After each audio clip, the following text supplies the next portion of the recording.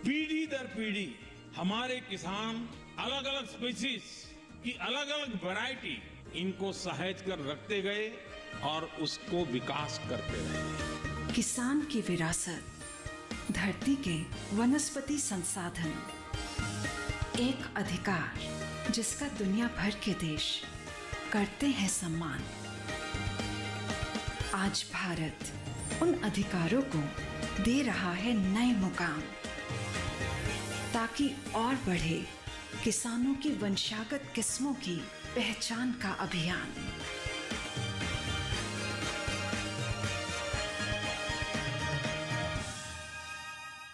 नमस्कार, स्वागत है आपका कृषि दर्शन में। आपके साथ मैं हूं अंजू सिंह।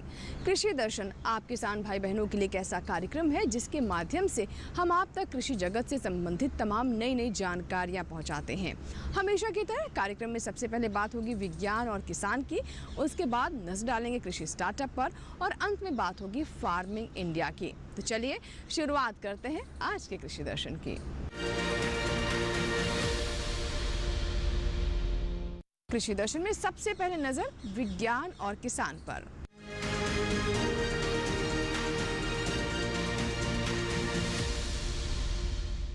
हर वर्ष हम 5 जून को विश्व पर्यावरण के दिवस के तौर पर मनाते हैं और इसी उपलक्ष्य में राजधानी स्थित पूसा के सुब्रमण्यम ऑडिटोरियम में भी एक कार्यक्रम का आयोजन किया गया। क्या कुछ विशेष रहा इसमें, आइए जानते हैं। दिल्ली स्थित पूसा के सुब्रमण्यम ऑडिटोरियम में कृषि और किसान कल्याण मंत्रालय ने विश्व पर्यावरण दिवस के अवसर पर मिशन लाइफ पर मेगा इवेंट का आयोजन किया। इस अवसर पर कृषि और किसान कल्याण राज्य मंत्री कैलाश चौधरी एवं अन्य वरिष्ठ अधिकारियों द्वारा पूसा परिसर में वृक्षारोपण किया गया। इस कार्यक्रम में केंद्रीय कृषि एवं किसान कल्याण राज्य मंत्री कैलाश चौधरी, कृषि मंत्रालय के सचिव मनोज आहूजा, अपर सचिव फैज अहमद, संयुक्त सचिव फ्रैंकलिन एवं अन्य वरिष्ठ अधिकारी, एफपीओ, कृषि स्टार्टअप, छात्रों, वैज्ञानिकों, अधिकारियों और विभिन्न राज्यों के किसान उपस्थित थे। इस अवसर पर केंद्रीय कृषि एवं किसान कल्याण राज्य मंत्री कैलाश चौधरी ने कहा, विश्व पर्यावरण दिवस हम मना रहे हैं और ये हम सबके सामने एक चुनौती भी है और इस चुनौती का सामना हमको ही करना है और इसका समाधान भी हमें निकालना है। और इसका सबसे ज़्यादा इम्पैक्ट अगर किसी पर पड़ता है पर्यावरण की समस्या को लेकर, तो वो मानव जीवन के ऊपर पड़ता है। मानव जीवन के अंदर, मानव जीवन के साथ साथ सबसे ज़्यादा अगर दूसरा अगर किसी के प्रभाव पड़ता है तो वो किसान के ऊपर प्रभाव पड़ता है, कृषि के ऊपर पड़ता है, जिसका अपना सीधा सीधा संबंध है। हम सभी यहाँ पर बैठे हैं जो कृषि से जुड़े हुए हैं, चाहे वह किसान है तो भी, और चाहे वो मीडिया का बंधु है तो भी, और चाहे अधिकारी भी है, तो वो भी या तो पैसे से किसान है, घर पे काम कोई परिवार का सदस्य कर रहा है कृषि का, या फिर हम एग्रीकल्चर की यहाँ से बैठकर पॉलिसी का बना रहे हो, तो अधिकारी भी हो सकते हैं। लेकिन कुल मिलाकर कृषि से जुड़े हुए हम सब यहाँ पर बैठे हैं और कृषि के ऊपर ही इसका सबसे ज़्यादा प्रभाव पड़ता है। और हम सब ने देखा है कि कृषि के अंदर किसान के जब फसल आती है उस समय या तो बेमौसम, उस समय उसके ऊपर कोई ऐसी आपदा आती है जिससे उसका नुकसान हो जाता है, ज़्यादा बरसात या ओलावृष्टि या अन्य प्रकार की वृष्टि होती है जिससे उसके किसान को पता ही नहीं होता है कि उसके किस समय वो बारिश होगी और उससे उसका नुकसान हो जाता है। तो ये किसान के सामने बड़ी चुनौती है और इस चुनौती का सामना करने के लिए लगातार हम देख रहे हैं कि निश्चित रूप से हमारे सभी विभाग के द्वारा भी प्रयास किए जा रहे हैं, हमारे आईसीआर के द्वारा भी प्रयास किए जा रहे हैं और निश्चित रूप से उसकी हमें सफलता भी मिली है। और सफलता इसलिए मैं कहना चाहता हूँ कि जैसा कि पहले कभी हमारे देश के अंदर खाद्यान्न हम दूसरे देशों के ऊपर निर्भर थे, दूसरे देशों से हम आयात करते थे, आज हम सरप्लस की दिशा में गए हैं। हम आज खाद्यान्न में हम सरप्लस हैं और उत्पादन में भी लगातार वृद्धि हो रही है लेकिन किसान के सामने भी ये संकट है, समस्या है, तो उसका समाधान करने के लिए भी हमारे साइंटिस्टों ने कई प्रकार की वेराइटियाँ भी निकाली है जो क्लाइमेट रेजिलेंट वेराइटियाँ हैं। जिसके अंदर आज मुझे बताते हुए इस बात की भी प्रसन्नता है कि 2016 के बाद लगभग 1750 ऐसी वेराइटी है जो क्लाइमेट रेजिलेंट वेराइटियां निकाली गई है। उन वेराइटियों की वजह से किसान को बहुत बेनिफिट हो रहा है कि वो जब अभी बीच में जब बारिश आई थी तो उससे कई प्रकार का नुकसान हो गया, तो उसकी वजह से उसके अंदर जिस तरह से गेहूं के ऊपर नुकसान हुआ, लेकिन वो अगर वैसी खेती रहती तो पानी से वो गिर सकती थी, लेकिन उस क्लाइमेट रेजिलेंट वैरायटी की वजह से फसल जमीन पर गिरी नहीं, जिसने क्लाइमेट रेजिलेंट वैरायटी का उपयोग किया। तो इस तरह से नई टेक्नोलॉजी के ऊपर भी अगर किसान ध्यान देता है तो ये निश्चित रूप से एग्रीकल्चर के अंदर हम सब यहाँ पर बैठे हैं। आज विश्व के अंदर जैसे कि अन्य अन्य प्रकार की चुनौतियाँ हमारे सामने, ये एक मैंने एग्रीकल्चर के अंदर जरूर कहा है, लेकिन बात यह है कि अगर हम देखें तो आज इस पर्यावरण को बिगाड़ने का काम भी अगर कोई कर रहा है तो मानव ही कर रहा है।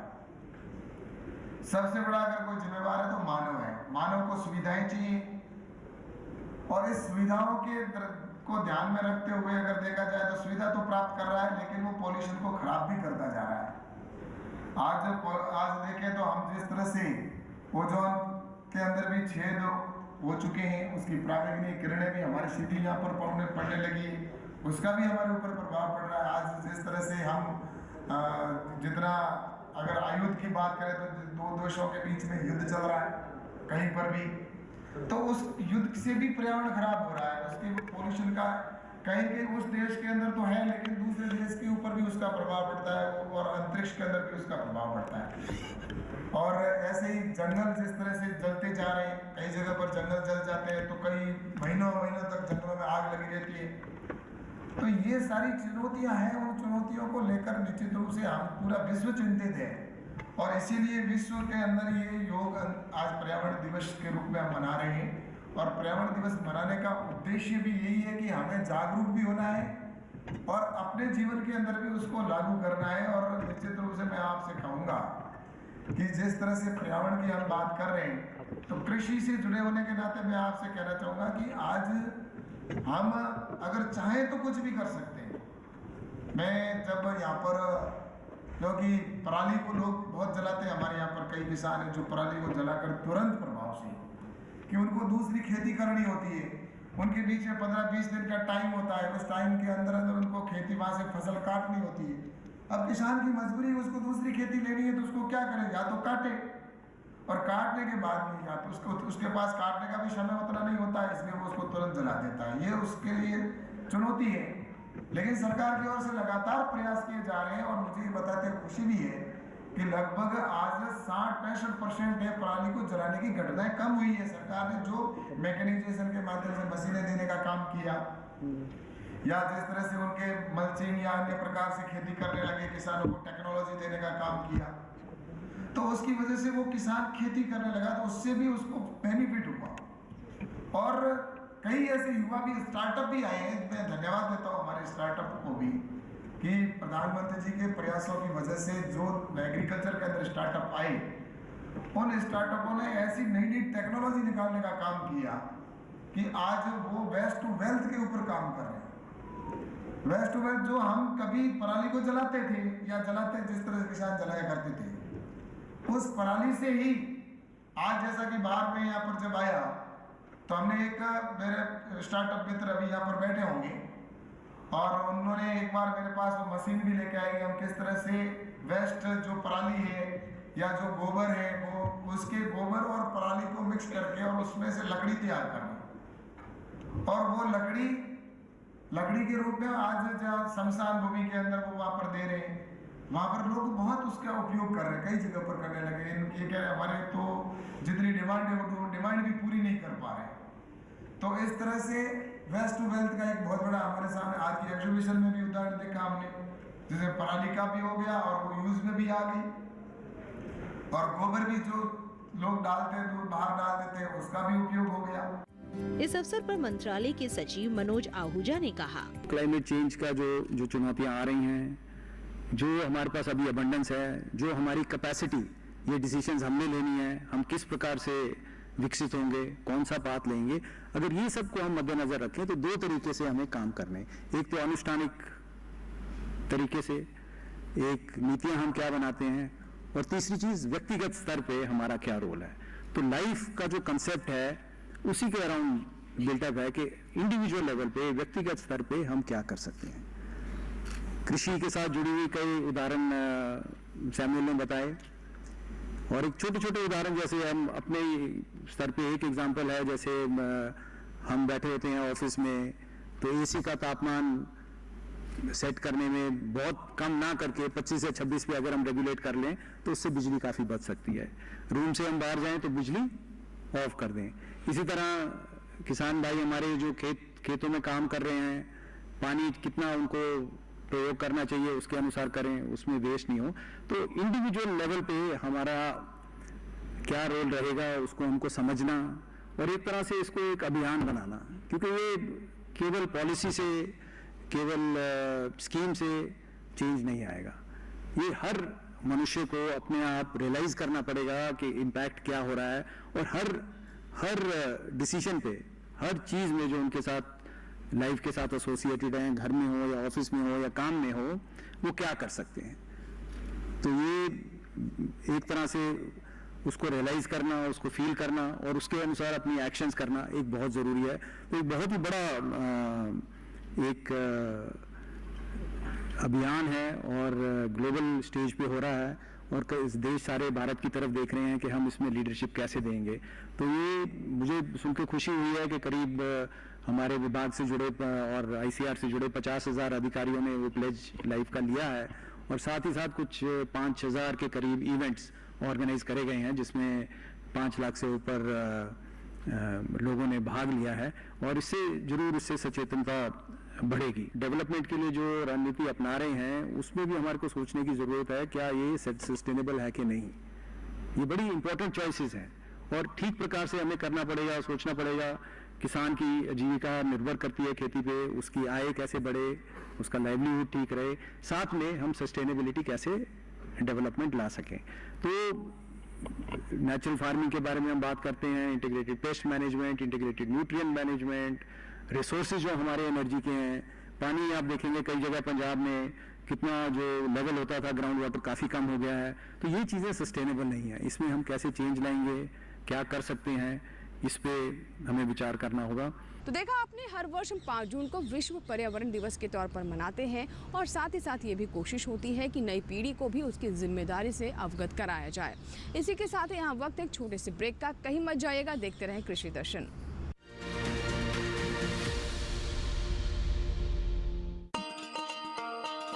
किसान भाइयों गांठ बांध लो, गांठ बांध लो, बात बहुत है काम की, समृद्धि के पैगाम की।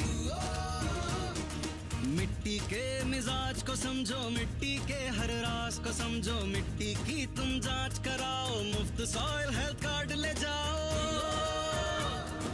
कभी मुनासिब बीज लगाओ, सही किस्म की खाद ले आओ, जितनी जरूरी उतनी डालो, सही मात्रा खुद पहचानो, इसको अपना मंत्र बना लो, मिट्टी की सेहत तो जानो। बात बहुत है काम की, कम लागत अधिक वरदान की, किसान भाइयों गांठ बांध लो। आज ही मिट्टी की जांच कराएं, राज्य सरकार के कृषि अधिकारी से संपर्क करें और मुफ्त में सॉइल हेल्थ कार्ड पाएं। कृषि और किसान कल्याण मंत्रालय द्वारा किसान हित में जारी। ब्रेक के बाद एक बार फिर आपका स्वागत है, आप देख रहे हैं कृषि दर्शन। आइए अब नजर डालते हैं कृषि स्टार्टअप पर।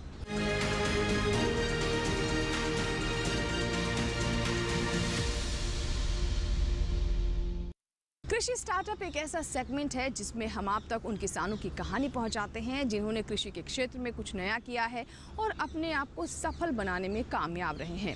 और आज के ऐसे सफल किसान हैं विवेक चतुर्वेदी, जो कि पूरी तरह से प्राकृतिक खेती को अपना चुके हैं। जी हाँ, रसायनों का बिल्कुल भी इस्तेमाल नहीं करते हैं और खेती की सारी ज़रूरतों को प्राकृतिक तौर पर ही तैयार करते हैं। किस तरीके से वो अन्य किसानों के लिए भी प्रेरणा बन रहे हैं, आइए जानते हैं। ये बैलगाड़ी और ये रहट, इन्हें देखकर आपको पुराना जमाना याद आ गया होगा।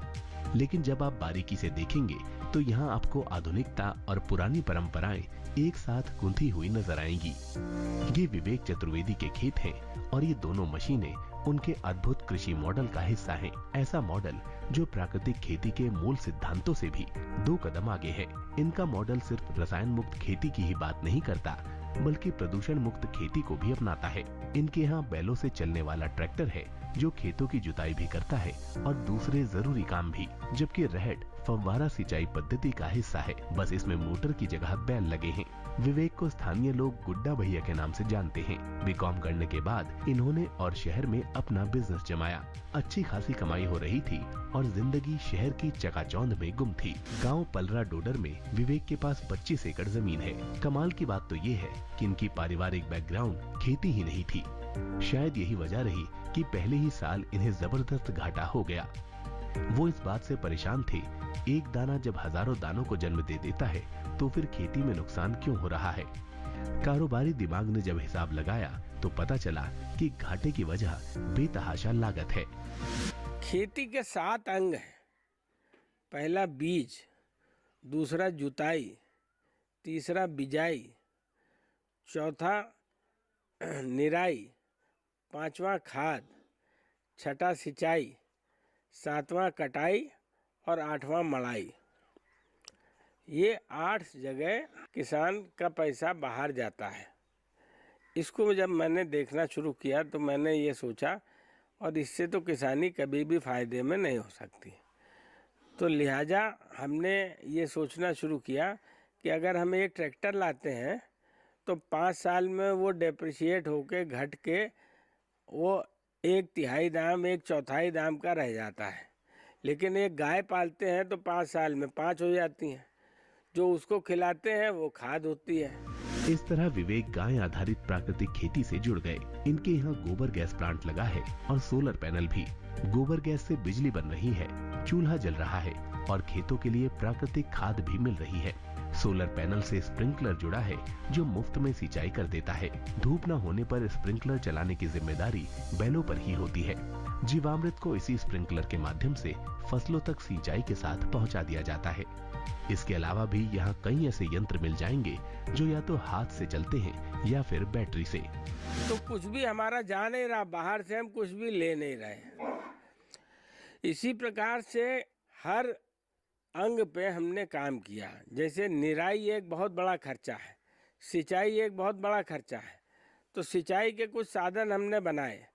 जैसे हमने एक ऐसा स्प्रिंकलर बनाया जो दाम में 1/3 से भी कम है। निराई एक बहुत बड़ी समस्या और बहुत खर्चे का काम है। तो हमने बैटरी से चलने वाला हिंदुस्तान का पहला वीडर बनाया। उसके बाद सोलर पंप भी हमने लिया, सरकार से लिया, और उसको हमने मल्टी फंक्शनल बनाना शुरू कर दिया। यानी उसी से हमने अपना थ्रेशर चलाना शुरू कर दिया। उसी से हमने आटा चक्की, धान मिल, ये सब बनाने शुरू कर दिए। तो हम प्रोसेस करके माल को बेचने लगे, जिससे हमको अच्छे दाम मिलते हैं। विवेक के पास 30-32 गाय हैं और 2 जोड़ी बैल। इनसे रोजाना 300-400 किलो गोबर मिल जाता है। विवेक आसपास के बहुत से किसानों को जीरो बजट प्राकृतिक खेती के लिए प्रेरित कर रहे हैं। कई किसान तो ऐसे हैं जो खेती छोड़ने के बारे में सोच रहे हैं। विवेक के मॉडल ने उनके मन में नई उम्मीद जगाई है। लोगों में अब जागरूकता आ रही है। वो धीरे धीरे ही सही रसायन मुक्त उत्पादों को पसंद करने लगे हैं। केमिकल प्रभावों से मुक्त फसल के बाजार में अच्छे भाव मिल जाते हैं। सरकार भी परंपरागत कृषि विकास योजना के अंतर्गत भारतीय प्राकृतिक कृषि पद्धति के नाम से एक उप योजना चला रही है। इसके जरिए 500 हेक्टेयर के क्लस्टर के आधार पर प्राकृतिक खेती को प्रोत्साहित किया जा रहा है। 1 हेक्टेयर प्राकृतिक खेती के लिए 3 साल तक 12,200 रुपए की सहायता भी दी जा रही है। इनमें से 2,000 रुपए इंसेंटिव के रूप में सीधे किसानों के खाते में डाले जा रहे हैं। अब तक 4 लाख हेक्टेयर से भी अधिक जमीन प्राकृतिक खेती के अंतर्गत आ चुकी है। अंतर्राष्ट्रीय स्तर पर प्राकृतिक खेती को पुनर्योजी खेती का रूप माना गया है। ऐसा रूप जिसका मकसद धरती को बचाने के लिए कार्य योजना पर अमल करना है। तो ये थी विवेक चतुर्वेदी के कामयाबी की कहानी। इसी के साथ ही यहाँ वक्त एक छोटे से ब्रेक का, लेकिन ब्रेक के बाद जब वापस आएंगे तो बात करेंगे फार्मिंग इंडिया की। कहीं मत जाइएगा, देखते रहें कृषि दर्शन।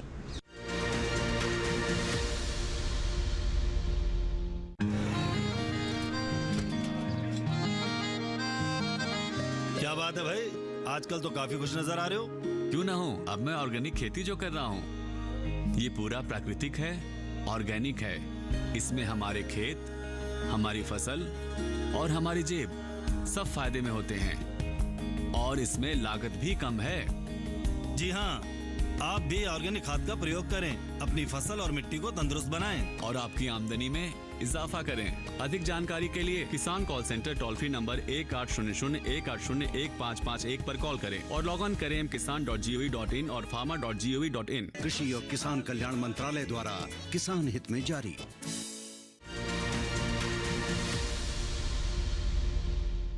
ब्रेक के बाद एक बार फिर आपका स्वागत है। आप देख रहे हैं कृषि दर्शन।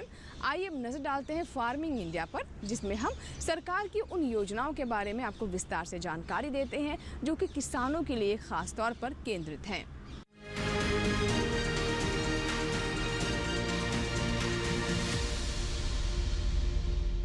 फार्मिंग इंडिया में आज हम आपको बताएंगे कुसुम योजना के बारे में। आज के समय में हमारे किसान काफ़ी जागरूक हो गए हैं और सरकार की तमाम योजनाओं का लाभ भी ले रहे हैं। आइए जानते हैं कि कैसे हमारे किसानों की ऊर्जा की ज़रूरत को कुसुम योजना के माध्यम से पूरा किया जा रहा है और इसके क्या क्या लाभ हैं। देखते हैं विस्तार से।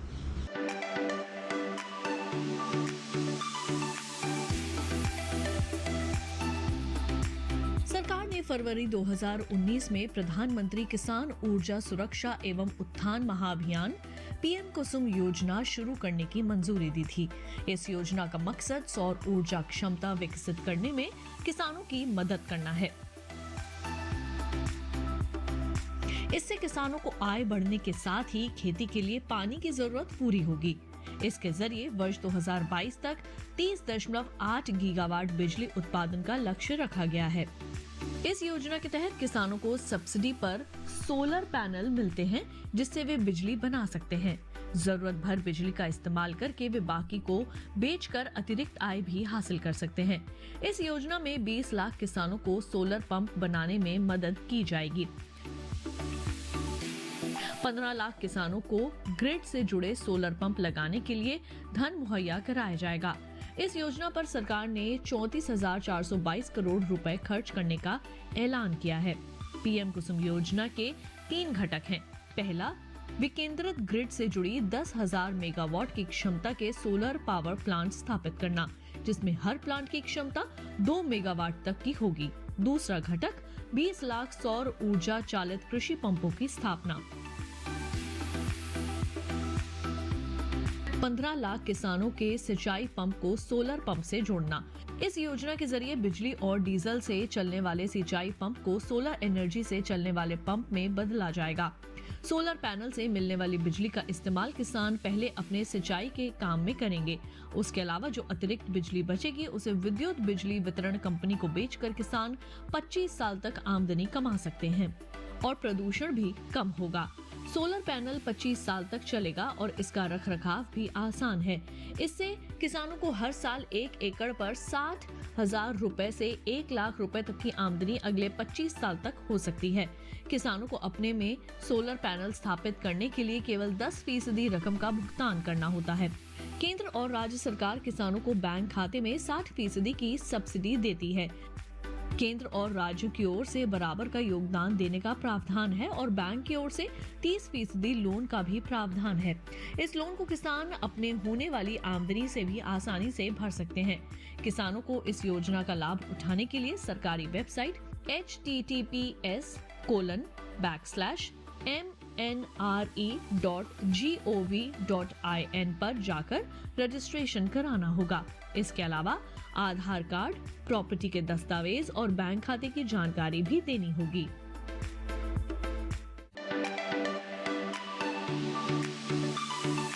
अनंत असीम प्रकृति और उसमें निहित जीवन के रहस्यों के गूढ़ स्रोत, प्लांट जेनेटिक रिसोर्स। अपनी बायोडायवर्सिटी के संरक्षण और संवर्धन के लिए भारत पूरी तरह संवेदनशील है। वैज्ञानिक दृष्टि और समृद्ध कृषि परंपरा के साथ भारत जैविक विविधता के संरक्षण के लिए प्रतिबद्ध है।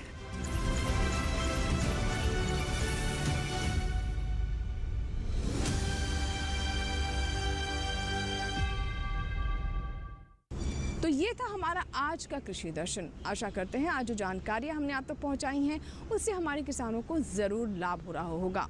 अगर आपके कोई सुझाव हैं, कोई सवाल हैं तो आप हमें ईमेल कर सकते हैं, हमें पत्र भी लिख सकते हैं। हमारा ईमेल पता है krishidarshan@ddk@gmail.com। आप हमें पत्र भी लिख सकते हैं। हमारा पता है कृषि दर्शन, कमरा नंबर 58, CPC, दूरदर्शन, खेलगांव, नई दिल्ली 110049। कृषि दर्शन आप किसानों का अपना कार्यक्रम है। आपके सुझाव, आपके ईमेल्स, आपके पत्रों का हमें इंतज़ार रहता है। चलते चलते आपको ये भी बता दें कि आप हमारा ये कार्यक्रम हमारे YouTube चैनल पर भी देख सकते हैं। इसके लिए टेलीविज़न स्क्रीन पर दिखाए जा रहे इस QR कोड को स्कैन करें और देखिए YouTube पर भी कृषि दर्शन। कृषि दर्शन के नए अंक में नई जानकारियों के साथ फिर होगी आपसे मुलाकात। तब तक के लिए दीजिए इजाज़त। नमस्कार।